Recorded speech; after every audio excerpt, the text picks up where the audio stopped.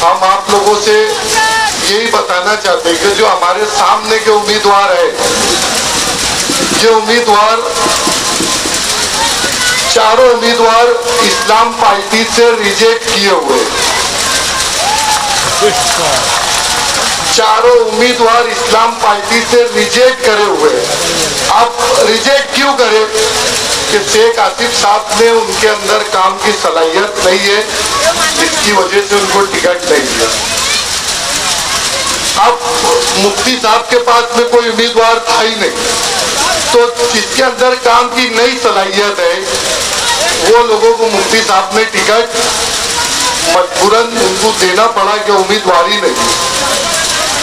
मैं आप लोगों को बता दूं, एमआईएम पार्टी का 2 दिन पहले मच्छी बाजार में जलसा था, उसमें जलसे के अंदर जो है तो सिर्फ 50 से 60 लोग मौजूद थे। आज हमारे आमीन मेंबर साहब ने